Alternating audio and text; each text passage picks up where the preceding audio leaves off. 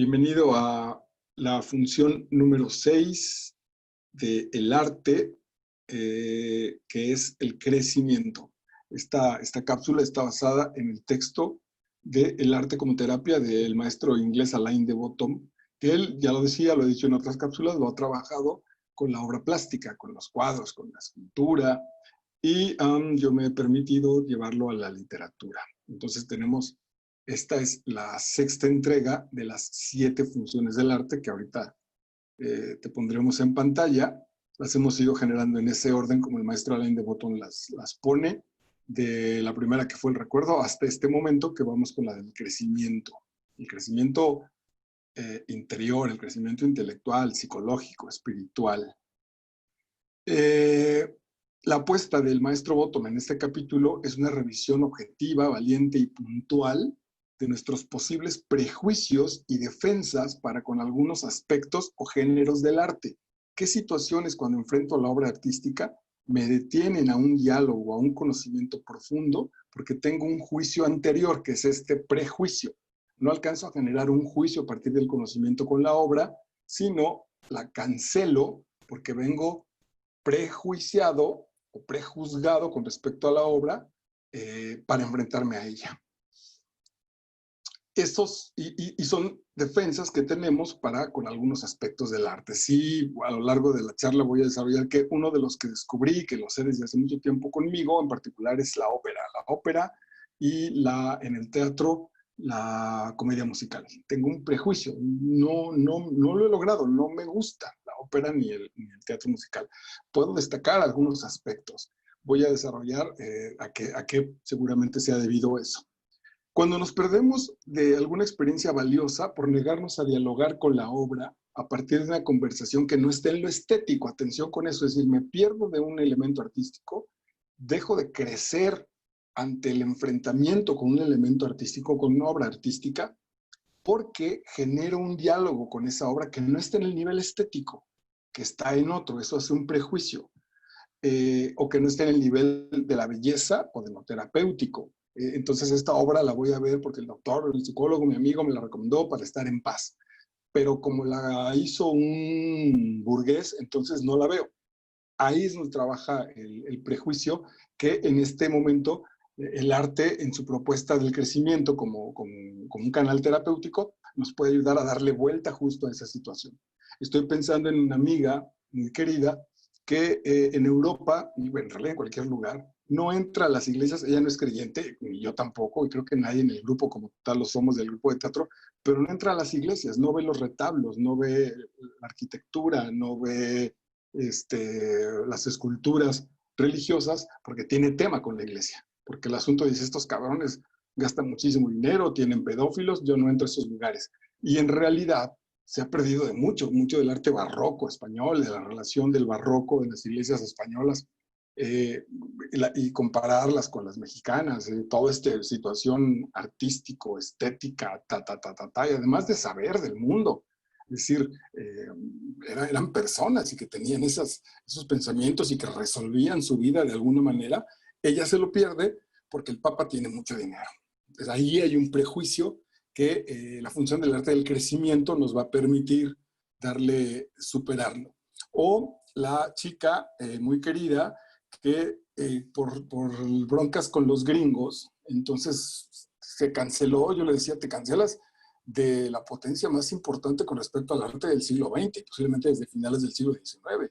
Las dos tendencias más importantes de la música actual tienen que ver con los gringos, bueno, con los ingleses, pero en realidad también los ingleses desarrollan el rock and roll a partir del blues que se empieza a tocar en los Estados Unidos. Y luego el rock and roll, la música de las bandas, el jazz, básicamente yo lo decía por el jazz, todo lo que tiene que ver con el jazz nació con los gringos. Entonces te estás perdiendo de esa enorme parte.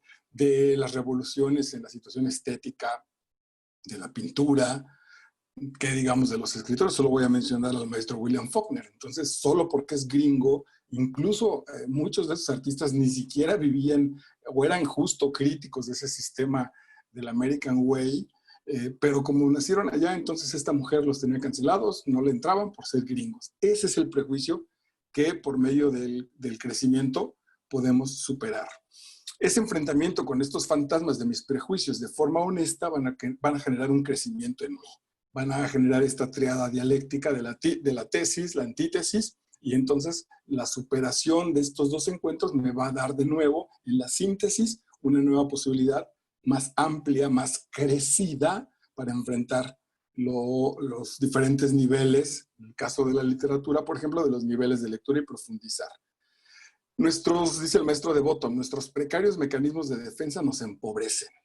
Si continuamos generalizando, como esta niña que dice, pues si es gringo, entonces no me gusta, o si es de la iglesia, entonces no me gusta, o yo, si es ópera, entonces no me gusta, si continuamos generalizando a partir de la ignorancia o de elementos neutrales, no progresaremos en la vida. Si no avanzamos y nos damos permiso para encontrar los elementos, entonces no vamos a poder desarrollarlos. Nos apresuramos a percibir amenazas o a mostrar agresividad hacia cualquier cosa que apenas nos recuerde nuestras ansiedades. Esas ansiedades lo relaciono de una vez con los temas que estamos trabajando en este momento en nuestro canal, que se llaman también heridas emocionales. Está un programa, una cápsula que hemos desarrollado en nuestro canal, en particular sobre las heridas emocionales. Pero en este momento estas ansiedades que les llama el maestro Devoto, pero en realidad son heridas emocionales, se me despiertan a partir del enfrentamiento con algún asunto literario. Entonces, gracias a la fidelidad que le guardé a mi papá, con todo el asunto de la revolución, y yo nací en el 66, es decir, la revolución cubana tenía 10 años, el 68 mi papá no pudo ir porque lo mandaron de alguna manera desterrado y castigado a Cancún, a Chetumal, pero si no hubiera estado en la marcha del 2 de octubre, toda la situación burguesa, todas las creaciones burguesas que hayan tenido, que hayan atentado contra este movimiento, yo las he cancelado desde mis prejuicios, no les he entrado a nada de eso, ¿no? Esas situaciones burguesas, los autores que no hicieron lo que hicieron Carlos Fuentes o el maestro Paz, entonces ni los leo, pinches burgueses, no les hago caso, y me he perdido de una buena parte de eso, por lo que ya expliqué. Entonces también hay que revisar qué situaciones ahí me están molestando. Esta niña que no le gustan los gringos, en realidad, ¿qué le pasó? ¿Qué gringo la humilló, la trató mal, abusó de ella, lo que sea? Que ahora ese arte no lo valora. O la chica de la iglesia, ¿qué sucedió con la institución como tal de la iglesia? Que le dijo el sacerdote, que es de qué se enteró, que ahora lo ha generalizado, lo ha vuelto para todo a partir de un elemento, lo ha puesto en todo, y que le permite ya no acercarse a esa situación.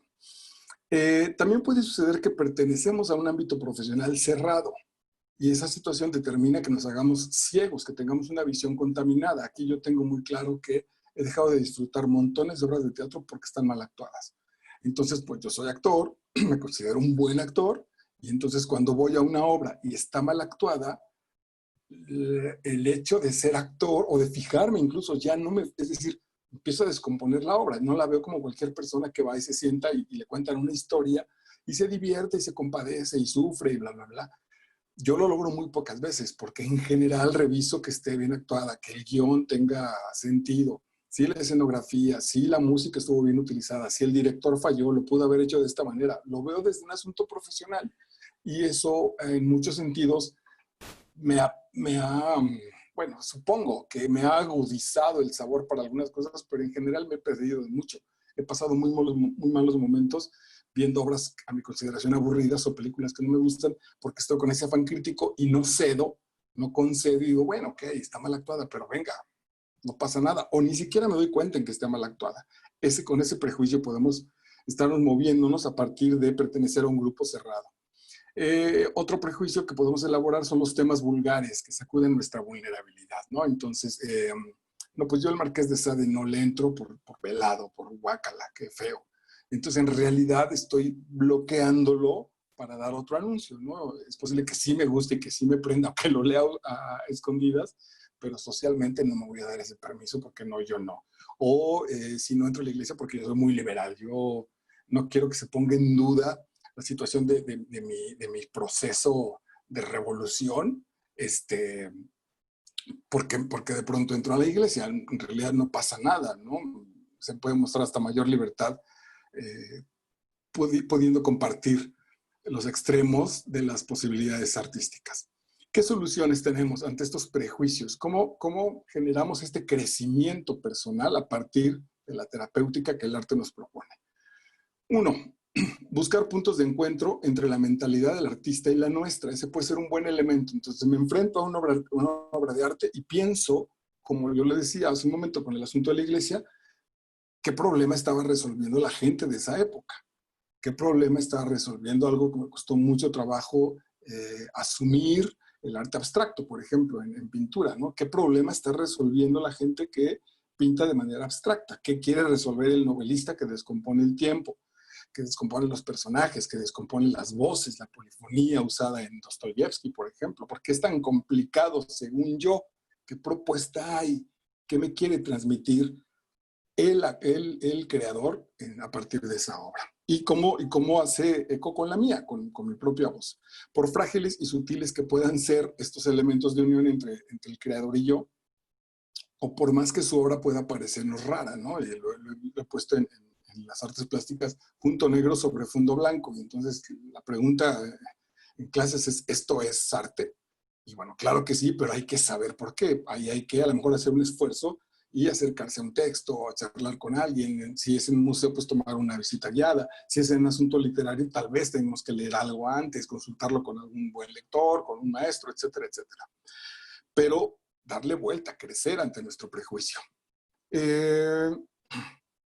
Yo, por ejemplo, decía que aunque no me gusta la ópera, no he podido superar el asunto, porque claro, tengo una contaminación dramática. Entonces, no encuentro por qué alguien con un problema existencial, con un problema amoroso, con un problema a resolver, se lo dice a alguien cantándolo. No me he visto jamás, por más hermosa voz que pudiera tener, pensando cómo voy a mantener a mis hijos cantando. No se me ocurre de ninguna manera. Y sin embargo está, ¿no? En Jean Valjean las comedias musicales de Los Miserables, seguro que sucede. Entonces, ¿qué hay que encontrar? ¿Qué hay que asumir? El otro día leía que el canto, desde hace mucho tiempo, quizá de ahí la ópera lo escogió, el canto es un acercamiento mucho más cercano, perdónenme por la redundancia, del alma con la divinidad. Cantar implica muchas más emociones que solo el asunto intelectual. Eso me hace mucho sentido. Entonces, bueno, aunque no soy fan de la ópera para nada, la verdad es que me queda, o sea, el canto me parece maravilloso. No tengo ningún problema con ir a escuchar un recital. De hecho, mi bronca con alguna novia que tuve muy cerca de la ópera, el asunto era ese. Yo vengo al recital si soy capaz de escuchar un aria, no tengo tema. Me parece maravillosa, pero puesta en la escena, metida esa lógica de que mis sentimientos te los expreso cantando, nomás no he podido darle vuelta, pero lo voy a trabajar. Bueno, en los ejemplos literarios y de lo que se trata nuestra cápsula, encontré una gran posibilidad de conectar con un autor en un encuentro que hoy tenemos para abrir nuestras citas con el maestro Charles Bukowski.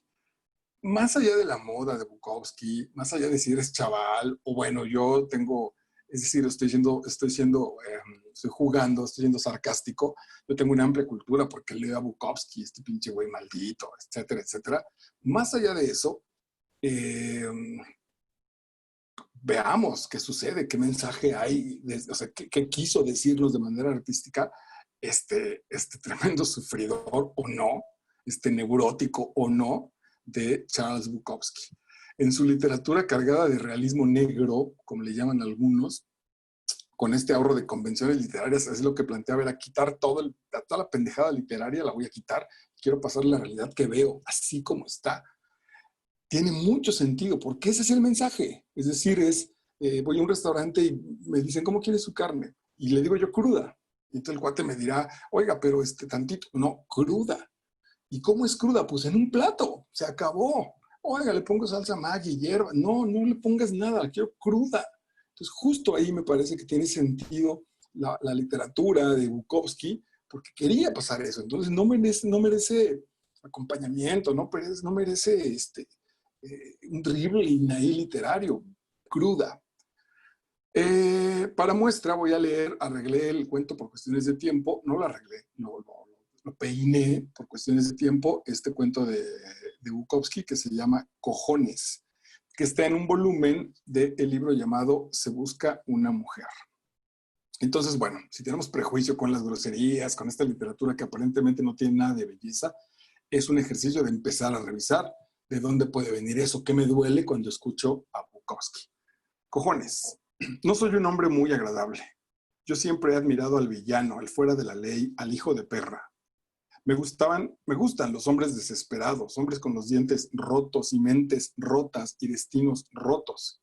También me gustan las mujeres viles, las perras borrachas, con las medias caídas y arrugadas y las caras pringosas de maquillaje barato. Pringosas es como grasientas. Soy un marginado. No me gusta ser modelado por la sociedad.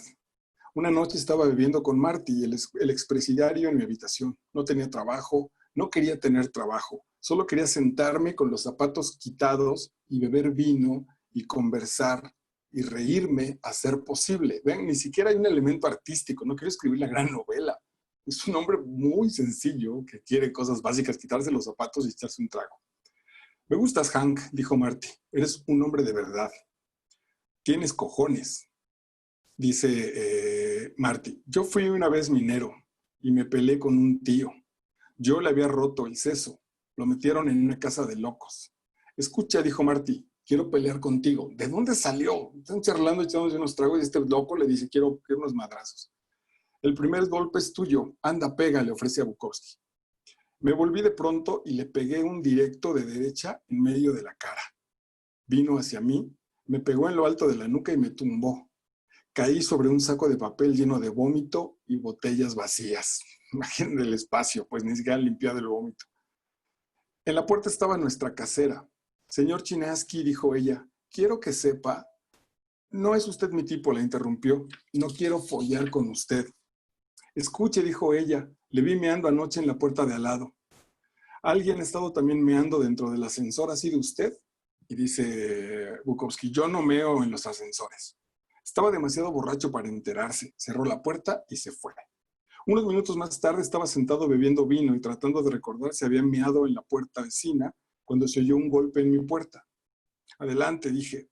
Era Marty. Tengo algo que decirte. Le serví un vaso de oporto y se sentó. Estoy enamorado, dijo. ¿Tú crees en el amor?, me preguntó. Supongo, a mí me pasó una vez. ¿Y dónde está ella? Se fue, muerta. La bebida. Esta también bebe, dice Marty. Me preocupa, siempre está borracha, no puede parar. Dios, es joven y vaya cuerpo. La amo, tío, la amo de verdad. Oh, coño, Marty, eso es solo sexo. No, yo la amo. La han metido en una habitación del sótano por no poder pagar el alquiler a la novia. Bueno, dije, ahora estás bebiendo. Si la amas, tendrás que dejar de beber desde este mismo momento. Por Dios, dijo, lo haré. Voy a echar este vaso al retrete. No seas melodramático. Solo tienes que pasármelo. No lo desperdicies tirándoselo a Dios. Yo me lo chupo. Bukowski va y busca a la novia de este pobre cabrón, que es su mejor amigo. ¿Quién eres?, dijo ella. Lárgate de aquí. Vete de aquí, vete, vete. Saqué la botella de whisky de la bolsa de papel. Ella se quedó mirándola. ¿Cómo te llamas?, le pregunté. Jenny. Escucha, Jenny, ¿dónde guardas los vasos? Ella era joven y atractiva. Yo había bajado con un enfebrecido ataque de ansiedad, pero ahora la ansiedad había desaparecido. Si ella hubiese sido una guarra, o hubiese tenido algo indecente o feo, un labio leporino, cualquier cosa, yo habría estado más cachondo y más dispuesto a tirármela. ¿Te gusta mi camisón?, preguntó ella. Sí. ¿Por qué no te quitas los pantalones y te pones más cómodo? Recuerdo haberle dicho que tenía unas tetas muy bonitas y luego haberle chupado una. Luego me di cuenta de que estábamos metidos en faenas, empezaron a coger. Yo estaba encima, pero algo no funcionó bien. Lo siento, dije, y nos acabamos el whisky hablando vagamente. Jenny estaba caliente, llena, y yo sentía su respiración y sentía su pelo contra mi cara. Mi pene comenzó a levantarse y yo se lo apoyé en el trasero. Ella se movió y lo guió hacia adentro. Estuvo muy bien de ese modo, largo y agradable. Luego acabamos y nos dormimos. Me levanté. Cuando ella se volvió y me miró, otra vez, ¿no?, antes de que te vayas. Me desnudé otra vez y me metí en la cama, se volvió de espaldas y lo hicimos de nuevo del mismo modo. Luego de que yo llegara al orgasmo, ella siguió dándome la espalda. Escuchen esa frase, ¿no? Terminó la relación y ella siguió de espaldas. Dice, una semana después, una noche bebiendo vino con Marty. Cristo, me siento como un idiota, dice Marty. Mi chica Jenny, te hablé de ella. Pues la han echado del sótano. Ni siquiera podía pagar el alquiler del sótano. Yo la quería. Voy a perder la cabeza. Estoy completamente desquiciado. Bebamos por su suerte, Marty. Por su buena suerte. Bebimos un gran trago por ella. Acuérdense que para este momento están brindando por el cabrón de Bukowski, se la cogió. Una semana más tarde echaron a Marty por no pagar el alquiler y yo conseguí trabajo en un matadero. Había un par de bares mexicanos cruzando la calle. Me gustaban aquellos bares mexicanos. Después del trabajo yo olía sangre, pero allá a nadie le importaba. Cuando subía en el autobús de vuelta a casa era cuando las narices empezaban a arrugarse y la gente me miraba como a un sucio diablo. Y yo comenzaba a sentirme otra vez como un salvaje. Eso ayudaba. Ok, dice Bottom en el crecimiento, que es nuestro tema. El crecimiento se produce cuando descubrimos cómo seguir siendo auténticos en presencia, de amenazas potenciales. Está muy bonito. Entonces, si este cuento me escandaliza, es una señora así, uff, que ay, escucha estas peladeces, el crecimiento está en pasarlo bien, en no generar que mi egoísmo se destape, se desate.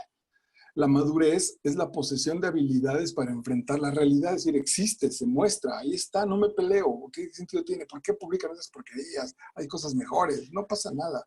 Aprendemos a tomarnos con calma las cosas antes nos sacaban de quicio. De hecho, la literatura, por ser una actividad artística, posee desde el inicio, desde su terapéutica, una belleza que está mostrada en estas 7 funciones que otorga el maestro Alain de Botton. Entonces, casi toda el arte, la literatura, por guardar esta belleza y por tener este asunto terapéutico, podríamos tomar cualquier pedazo de cualquier texto y encontrar un proceso de crecimiento. Alejandro Jodorowsky tiene incluso en un tomo, en uno de sus tomos de su obra literaria, La sabiduría de los chistes, donde trabaja y hace el desarrollo terapéutico de los chistes comunes, en apariencia nada literarios, de Pepito, de etcétera. Él los trabaja y se encuentra situaciones verdaderamente gloriosas a partir de lo que el chiste quiso decir. Por más rojo le llamamos en México, ellos le llaman verde, por más verde o rojo que sea el chiste, él encuentra una situación espiritual, porque el arte genera esa situación de por sí. En este momento, posiblemente a nivel de esta cápsula, sacuda yo algunos criterios y provoque yo algunas rasgaduras de las vestimentas de los que me están viendo. Algunos es posible que me dejaran de hablar o pensarán que francamente me volví loco o que la calidad de mis cápsulas literarias ha dejado de existir, ya me perdieron. Porque voy a aprovechar este espacio y esta circunstancia de crecimiento, de enfrentamiento con nuestros prejuicios, para hablar de la literatura de autoayuda. Aquí entonces suena música terrible de un Wagner que sacude la sala. Algunos puristas incluso le negarán el título de literatura a este género, dirán la literatura de autoayuda no es literatura. Vamos a ver. Entonces quizá lo mencione desde mi propia experiencia personal y puede ser que, bueno, no puede ser, de hecho en los momentos más críticos de mi alcoholismo, de mi indigna dependencia emocional, lo que la Ilíada o el Quijote o desde la literatura, en el caso de la literatura, o desde la ciencia, Freud o Jung, no lograron modificar. Sí aportaron mucho más el libro azul o los 12 pasos de los alcohólicos anónimos, o descubrir mis zonas erróneas bajo la guía de Wayne Dyer, o asumir hasta las lágrimas y azotes y sufrir con el crecimiento que implicó el curso de milagros, pues con el muy doloroso que ha sido el reconocimiento de mis heridas emocionales en las obras de Lise Bourbeau o de Alice Miller, y posiblemente la gloriosa excepción está en mi amado Alejandro Jodorowsky, quien él ha asumido sin tapujos que su literatura es para sanar. Entonces Jodorowsky está en esa línea entre los textos francamente de autoayuda y estos textos literarios mucho más organizados y convencionales que sin duda, él lo dice, traen un mensaje terapéutico. No tiene tema, bendito Jodorowsky. No vamos a encontrar en la literatura de autoayuda demasiados adornos en la retórica, de dichas expresiones. Sin embargo, yo soy de los que piensan que el modo viene determinado por el mensaje. El cómo tiene que ver con el qué. Voy a cantar la Ilíada, voy a cantar la Ilíada, porque voy a hablar de héroes magníficos y quiero que esta gente que me escuche se quede con esa sensación de que lo que voy a hablar son o fueron de dioses, de situaciones verdaderamente extraordinarias. Entonces empiezo mi discurso con canta, oh musa, la cólera del Pélida Aquiles. Así inicio. Voy a contar viejos cuentos enredados que se han perdido en el origen de esta situación que ahora vivimos, que nos ha llevado a tener 100 años de soledad, y entonces voy a aparecer a mi personaje y a decir que en la tarde, cuando iba a ser fusilado el general Aureliano, y después voy a desarrollar 200 aurelianos, porque la vida es así, el mensaje que quiero transmitir es enredado. La gente se sorprendía por el descubrimiento, la invención del hielo, lo que venía del otro lado del mundo, y entonces García Márquez desarrolla su cómo a partir del mensaje que tiene que decir. No veo en los asuntos de Bukowski expresados en una retórica barroca, a menos que esa fuera la situación, ¿no? Es decir, Bukowski le pega un golpe a su amigo y lo bota en unos periódicos vomitados de la briaga de ayer. Así. No es la caída delicada y a la vez angustiosa de mi amigo sobre los desechos físicos. No, güey, se llama vómito, porque ese es el mensaje, esto es lo que quiero transmitir. Bueno, tal vez demasiada introducción, está mostrando mi temor ante semejante atrevimiento de usar esa literatura de autoayuda en la que la harán así como ay, la nariz arrugada, por lo que voy a empezar a citar. Por supuesto que aquí hay una diferencia enorme artísticamente hablando con lo que voy a empezar a leer, con lo que les voy a compartir ahora de literatura de autoayuda, que no tiene estos elementos artísticos de desarrollo, pero insisto, no los tiene porque no los necesita, porque el mensaje urge levantar esta banda. Entonces, también estoy de acuerdo que hay hermosísimas maneras, mucho más bellas y poderosas, pero bueno, pues hay que ser Bob Dylan o Leonard Cohen, o en castellano Serrat, o Aute, Sabina, Fito Páez, Alejandro Filio. Es preferible la manera en la que lo dicen a la manera en la que lo dice Carlos Cuauhtémoc. Aquí suena la alarmita para no completar el nombre. Lo entiendo perfectamente. Sin embargo, de verdad, en una situación de angustia personal, en una situación de levantamiento, pues puedo entender que una rola del maestro Cohen me ponga bien y me regrese a mis asuntos filosóficos, pero una sacudida de levántate de esa pinche cama antes de que la depresión te cargue, me parece mucho más útil. De ahí que crecer en este sentido pueda ser también abrir nuestro mundo a esa literatura, quitarle la etiqueta barata. Entonces voy a presentar algunas frases del maestro Wayne Dyer, que me parece que son joyitas que alimentan el espíritu y regulan la neurosis. Dice la primera: el inactivo no hace nada, es con frecuencia un crítico, o sea, alguien que se sienta cruzado de brazos y contempla a los que actúan, y luego dogmatiza filosóficamente acerca de lo que los activos realizan. Es fácil ser crítico, pero ser activo requiere esfuerzo, riesgo y cambio. El asunto antiliterario de este texto está en su claridad. O sea, este texto no es literatura, no es arte, porque está muy claro.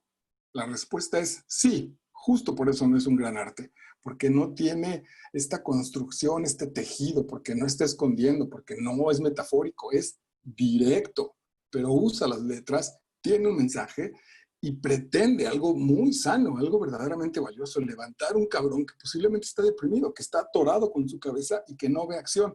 Paradójicamente, subí esta frase en Facebook hace algún tiempo y una niña en los cursos que impartimos, que los dejó, lo abandonó, porque no pudo la chamaca dejar de pensar, escribía: bueno, maestro, pero la verdad es que la crítica es muy importante. Sigue en lo mismo, sigue en lo mismo. Entonces, ¿de qué le sirve a ella leer un texto literario si se va a regodear con ese texto literario y su vida no va a cambiar? Bueno, decía que para cuando ahí encontramos almas apachurradas, que necesitamos motivar, que necesitamos que se levanten, pues la concepción estética del maestro Stéphane Mallarmé creo que puede esperar, ¿no? Hablar a partir del elemento, citar los alrededores del elemento, no. Aquí hay que decir, cabrón, actívate. Ya te has pasado tu vida estando ahí de crítico, jodiendo a los demás, y no tienes hechos, no tienes cosas que demuestren, no eres feliz, vives solo, estás abandonado, pinche Bartleby. Entonces despierta, cabrón. La segunda frase del maestro Dyer. Mientras permanezcas quieto donde estás y te digas a ti mismo que tienes que hacerlo así, porque siempre se ha hecho así, la única recompensa que consigues es la defensa de tu indigencia. A moverse, a sacudir, a crear. Más claridad. La palabra final es paradójicamente poética, ¿no? Es indigencia. Y yo pienso, la palabra indigencia está bien en un poema de Baudelaire, está bien en un texto novelístico, pero de ninguna manera la quiero en mi casa, ni que sea una palabra que usen mis hijos. No, prefiero sacrificar la situación artística para poderle citar esta frase a uno de mis bodoques y que se mueva. Evidentemente, esto es particularizarlo, no estoy generalizando para nada y estoy invitándolos, como lo dice la cápsula, a un crecimiento en nuestras situaciones y en nuestras percepciones. A moverse, a sacudir.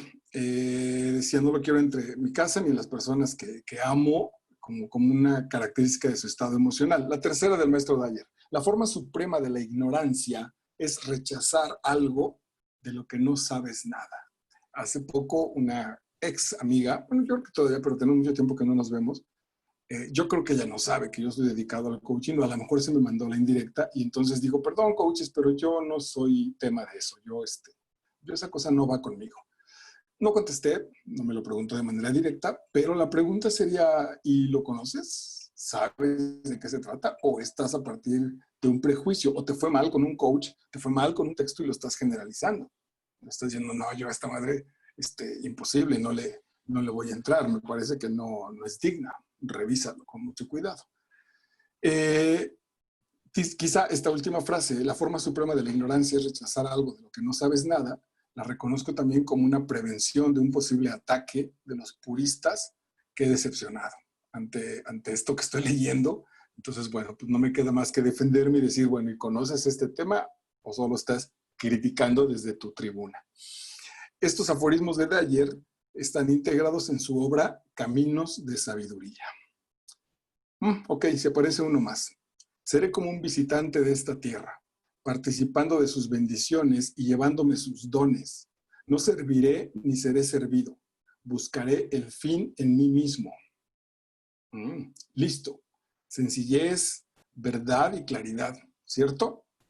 Esta es una excelente cita del maestro, esperen, Henry Miller. Ok. De Bottom plantea que para solucionar nuestros posibles prejuicios, no importa de dónde vengan, ante cierto tipo de arte, cuando tenemos un prejuicio ante cierto tipo de arte o de la literatura, podemos dar 3 pasos. Cuando me encuentro y reconozco que tengo un prejuicio ante un texto literario, puedo generar 3 situaciones. 1, mantenerme alerta ante la realidad. Ser consciente de lo normal que resulta alimentar visiones negativas sobre las cosas. Es decir, lo que les he estado diciendo. Hay gente a la que hay que aplicarle un texto de Deepak Chopra. Perdón, no nos vamos a... También viene la misma información en el alegato, en el monólogo del papá de Ofelia, que le tira a sus hijos. Cuando despide a su hijo y que por casualidad pues lo está escuchando también Ofelia, que es bellísima esa parte de Polonio, pero no hay tiempo de retórica. Hay que decirle básicamente lo mismo de otra manera. Ahí lo justifico, hay que ser conscientes de esa situación. En mi caso, cuando leí el bestseller quiere decir el libro más vendido, de Dan Brown, El Código Da Vinci, tuve que reconocer, además me parece que bien, sin problemas, que el planteamiento del tema de lo femenino en la lectura me llevó a estar muy interesado en el texto, esta cuestión del vaso místico, que claro, que trabaja Aura y Carlos Fuentes de una manera bellísima, pero que esa manera bellísima de trabajarlo hay que explicarlo. Tengo un video y toda mi vida di clases sobre Aura de Carlos Fuentes y los chamacos se quedaban con los ojos cuadrados, pero había que explicarlo. Cuando no hay un maestro que lo explique, cuando no hay un maestro que sabe esa información, hay que entrarle a Dan Brown. Me parece que si lo lees en Dan Brown del Código Da Vinci, venga, es de gran ayuda para después poder escalar otros niveles de una literatura más profunda. Entonces decía que me llevó a un asunto de lo femenino de manera más poderosa que muchas de las obras de los grandes innovadores literarios. Dos, procurar familiarizarse con la mentalidad en apariencia extraña de las personas que han creado algunas de las obras más veneradas del mundo. Aquí tenemos el proceso contrario. Aquí nos enfrentamos a ese arte muy superior, muy alejado de la comprensión de la gente de a pie, de los mundanos.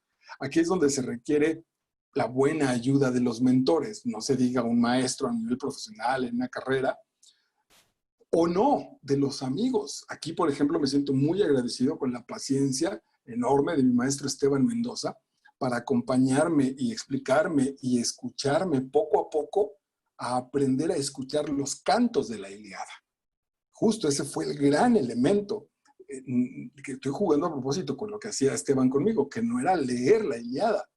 Me enseñó a escuchar el canto de la Ilíada. Fue muy paciente conmigo, fuimos paso a paso para que yo de pronto mi oído se ajustara, mi mentalidad se ajustara y decir, wow, es decir, voy a llevar a un niño a escuchar la orquesta sinfónica, no le voy a poner un zape porque no entendió Wagner, porque se quedó dormido. Calma, hay todo un proceso. O agradezco también al terrible e iluminado maestro mío, más joven que yo, lo cual también tiene muchas situaciones importantes a partir de eso, Memo León, hablar apasionadamente de la poesía. Es el primer ser humano en el cual yo reconozco que la poesía no es un elemento guardado en los libros, que la poesía se puede meter a las pinches, a los poros y a las células y desde ahí vibrar, ¿no? Que se sentía sacudido en su alma, justo pensando en que la poesía no solo era un adorno cultural, no solo era una pose, sino la poesía la puedes sudar. No sé si estoy citando de manera directa al maestro León, pero por allí va su idea y me siento profundamente agradecido. 3, disponerse a eliminar las reacciones defensivas, prepararme a no estar recibiendo un ataque, buscar puntos de encuentro entre la mentalidad del artista y la nuestra, por frágiles y sutiles que puedan ser. Aquí de todo corazón confieso que me dejé llevar por confianza, por apertura, por crecimiento ante 3 de mis jóvenes exalumnas en la prepa cuando me recomendaron que leyera Las 50 sombras de Grey. Entonces, bueno, pues me llevé el texto y empecé el viernes en la noche y por ahí del sábado al mediodía lo abandoné, ¿no? Y les tuve que decir con toda honestidad y con mucha seriedad que a partir del cuarto capítulo ya no pude sufrir la pesadez del texto. Ya dije, no tiene sentido, estos van a seguir cogiendo. El capítulo ya sé en qué va a terminar. Desde que leo 3 renglones ya sé en qué va a terminar este capítulo. Entonces, me parece súper aburrido. Justo como por la diferencia de edades que tenía con respecto a ellas, para que no pensaran que me estaba haciendo chocho, que me estaba haciendo viejito y que mi cuestionamiento era moral y, ay, las 50 sombras de Grey. Entonces, en correspondencia les pedí que ellas ahora confiaran en mí y que leyeran a Henry Miller y sobre todo a Anaïs Nin. Y entonces, en los diarios de Anaïs Nin creo que notaron la diferencia. Un par de ellas y me dijeron, uf, profe, esto sí está sabroso. Ahí se puede generar la diferencia. Ahora, si por medio de las 50 sombras, por algo lo dije, de Grey, pasaron a Miller y a Anaïs Nin, bueno, pues venga, alguien tiene que hacer ese trabajo. Una confesión más, hablando de los bestsellers, reconocer que el capítulo ahí viene el juez de la novela La cabaña de W. Paul Young, que está de moda, o que estuvo de moda, que hay una peli. El planteamiento del juez es verdaderamente original y filosóficamente muy serio. En realidad, cuando menos ese capítulo no está lleno para nada de situaciones literarias, de metáforas, es muy directo, pero el planteamiento es verdaderamente original. Hay montones de obras de teatro súper aburridas que me he tenido que chutar porque los autores piensan que están innovando. Esta fue muy directa, con una situación muy original y con elementos verdaderamente serios, verdaderamente rigurosos.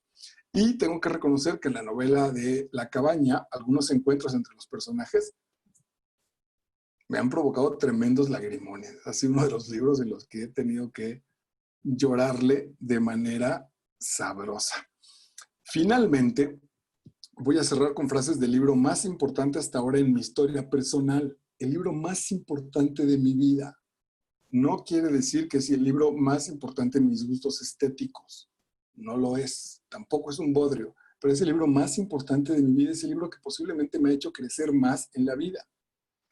Literal, es un libro que me llamó. Hay toda una historia donde este libro se comunicó conmigo y en otro momento platicaré el asunto.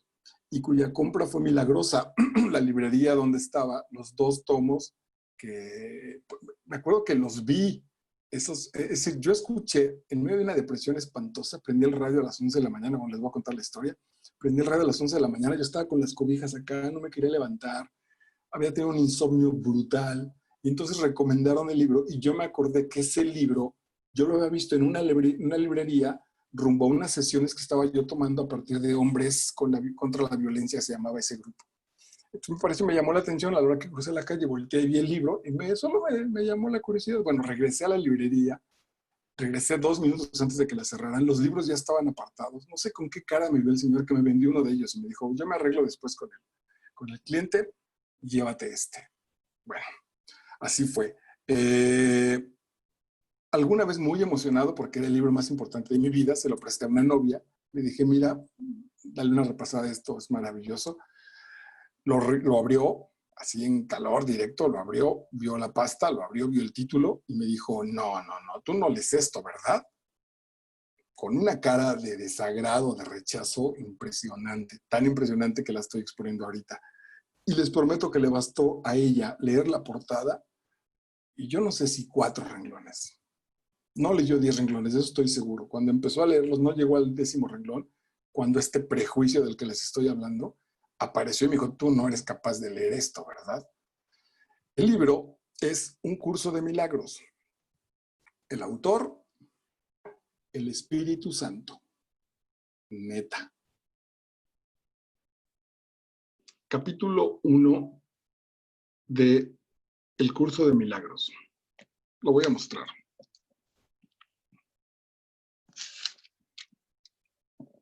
No hay grados de dificultad en los milagros. No hay ninguno que sea más difícil o más grande que otro. Todas las expresiones de amor son máximas. Los milagros ocurren naturalmente como expresiones de amor.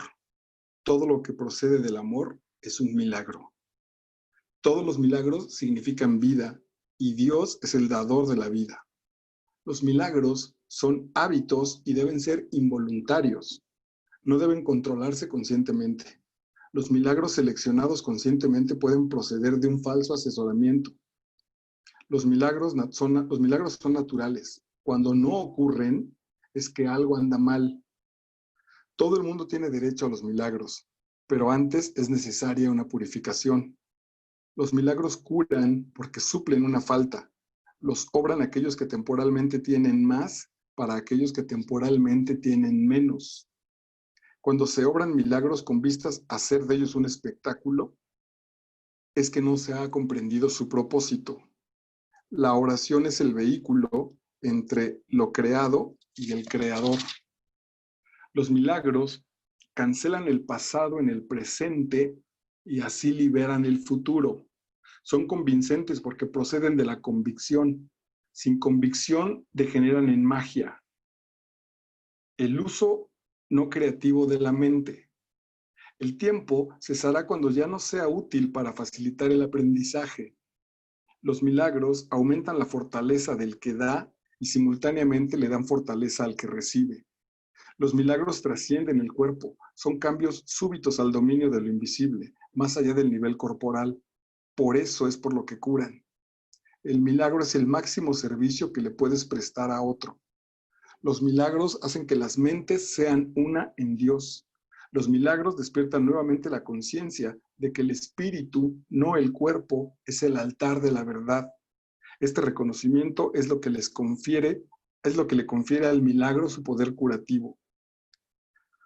Los milagros se asocian con el miedo debido únicamente a la creencia de que la oscuridad tiene la capacidad de ocultar. Crees que lo que no puedes ver con los ojos del cuerpo no existe. Esta creencia te lleva a negar la visión espiritual. Los milagros reorganizan la percepción y colocan todos los niveles en su debida perspectiva. Esto cura, ya que toda enfermedad es el resultado de una confusión de niveles. La enfermedad como la muerte son invenciones tuyas. Tú mismo eres un milagro capaz de crear. Solo las creaciones son de luz, solo las creaciones de luz son reales. Los milagros representan tu liberación del miedo. Expiar significa deshacer. Un milagro es una bendición universal de Dios a todos mis hermanos por mediación mía. Perdonar es el privilegio de los perdonados. Los milagros deben inspirar gratitud, no reverencia. Debes dar gracias a Dios por lo que realmente eres. Los hijos de Dios son santos y los milagros honran su santidad, que ellos pueden ocultar, mas nunca perder.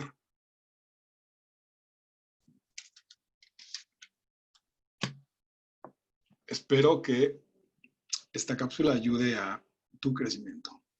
Gracias.